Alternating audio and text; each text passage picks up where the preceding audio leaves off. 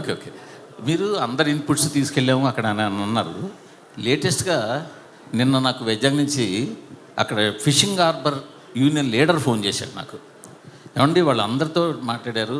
యాక్చువల్గా ఈ వాళ్ళ ఫైట్ వెనకాల ఉన్నది మేము వాళ్ళని తీసుకుని వెళ్ళి గుజరాత్ వెళ్ళి అక్కడ ఢిల్లీ వెళ్ళి పోరాటం చేసి మోపిదేవి వెంకటరమణ గారిని కలిసి జగన్ గారిని కలిసి ఫైట్ చేసి తీసుకొచ్చాము.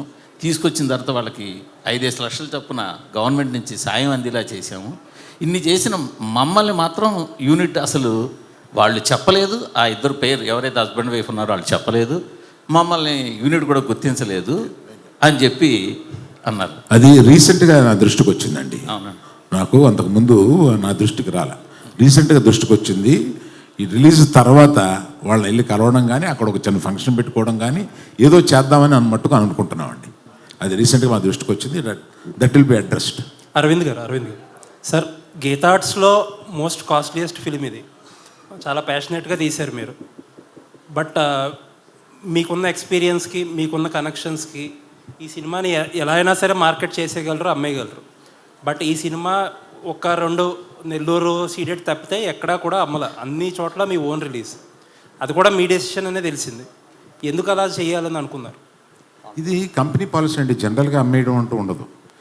1-2 చిన్న మా కంట్రోల్ లేని ఏరియాస్లో ఇస్తాము కానీ మిగతాది ఎప్పుడు గీతా ఆర్ట్స్ మేమే ఉంచుకొని లాభం నష్టం మేమే వినియోగిస్తాం. ఎందుకంటే మనం కష్టపడి చేసే మన సినిమా మీద మనకు నమ్మకం ఉండాలి ఫస్ట్. అందుకని ఆ నమ్మకాన్ని మేము మొత్తం క్యాష్లు మనుషులు టైము అన్నీ కలిపి దాని మీద పెట్టి బెట్ చేయడం కాదు, దాని ఒక అష్యూరెన్స్ తోటి వెళ్తాం అనమాట. That is the policy. Plus confidence. మేము తీసే సినిమా మీద ఆ కాన్ఫిడెన్సు. మేము ఈ సినిమా మీద ఇంకా ఈ సినిమా అనుకున్న దానికన్నా బాగా ఎక్కువ ఖర్చు అయింది.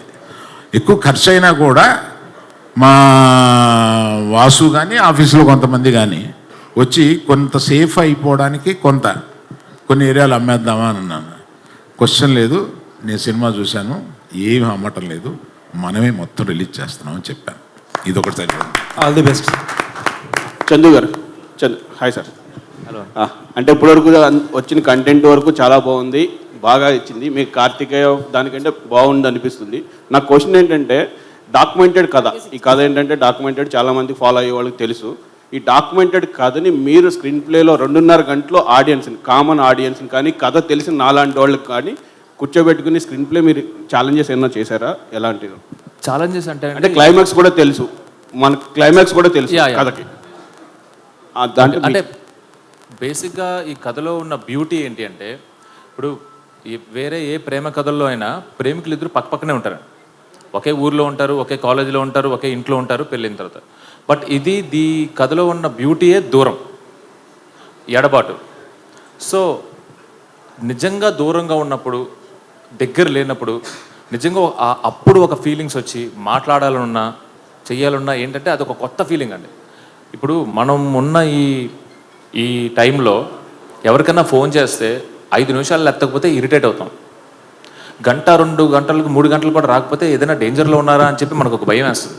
అలాంటి స్పేస్లో 30 రోజులు మినిమం కమ్యూనికేషన్ ఉండదు, ఓన్లీ ప్రేమే ఉంటుంది. 30 రోజులు కాన్ఫిడెన్స్. 30 రోజుల తర్వాత మళ్ళీ అతను వచ్చి నాకు ఫోన్ చేస్తాడు, నేను మాట్లాడతాను. 9 నెలల తర్వాత మళ్ళీ వచ్చి నాతో 3 months ఉంటాడు అనే ఒక బ్యూటిఫుల్ ఎమోషన్ ఉందండి సినిమాలో. ఇదే మా cinema. Yeah. Okay sir. Aravind గారు సార్, ఇంతకుముందు అంటే మీరు చాలా గ్యాప్ ఇచ్చారు గీతా ఆర్ట్స్లో సినిమాలు చేయడానికి. గీతా 2లో GA2లో చేశారు కానీ గీతా ఆర్ట్స్లో కొంచెం గ్యాప్ ఇచ్చారు. అప్పుడు అడిగితే క్వశ్చన్స్ అన్నారు, అంటే కొంచెం భయం వేస్తుంది ఇప్పుడున్న బడ్జెట్లో అన్నారు. ఆ బడ్జెట్, సో ఇప్పుడు ఇది కూడా హై బడ్జెట్ మీ కంటిన్యూ ఫిలిమ్స్లో. సో ఈ బడ్జెట్ మీరు రీచ్ అయిన తర్వాత మీ ఎక్స్పీరియన్స్ ఎట్లా ఉంది? నెక్స్ట్ కంటిన్యూ పెద్ద సినిమాలు చేస్తారా, లేదంటే మళ్ళీ ఆలోచిస్తూ చూస్తారా? కథ వచ్చే వరకు ఆలోచిస్తాను. ఆ కథ 6 నెలల్లో రావచ్చు, 9 నెలల్లో రావచ్చు. కథ నచ్చే వరకు గబుక్కుని తొందరపడండి. కథ చూసుకుని దానికి ఏ హీరో, ఇప్పుడు మనకు కథ నచ్చుద్ది, ఆ కథ నచ్చగానే వెళ్ళి హీరో దొరికిపోతాడా? దొరకడు. ఆ హీరోకి ఒక టైం ఉంటుంది. అలాగే చేద్దామని ఉందండి. దాని గురించి అర్జెంటుగా సంవత్సరానికి 4-5 సినిమాలు తీసేసి అర్జెంటుగా పరిగెడదాం లేదు. ఆల్ కాంబినేషన్స్ అన్నీ సెట్ అయ్యి మాకు బాగా అనిపిస్తుంది. సినిమా హిట్ అవుతుంది. చందు గారు ఇక్కడ బేసికల్లీ సాయి పల్లివోయి గారు డామినేటెడ్ యాక్ట్రెస్. సో ప్రసిద్ధి డామినేట్ అంటే హీరోని కూడా డామినేట్ చేసేంత యాక్టింగ్ కావచ్చు, ఆమె స్కిల్స్ కావచ్చు ఉంటాయి.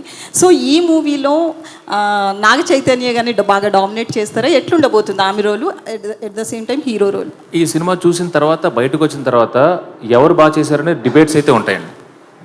ఇద్దరిలో ఎవరు బాగా చేశారు, రాజు బాగా చేశాడా సత్య బాగా చేసిందా అనే డిబేట్స్ అయితే పక్కా ఉంటాయి. I bet. అయితే నన్ను అడిగితే Raju. Okay, career best movie అవుతుంది అయితే. అది నేను చెప్పలేనండి, బట్ ఫర్ నేను చెప్పగలను. యా, అరవింద్ గారు చెప్పారంటే నేను చెప్పినట్టే.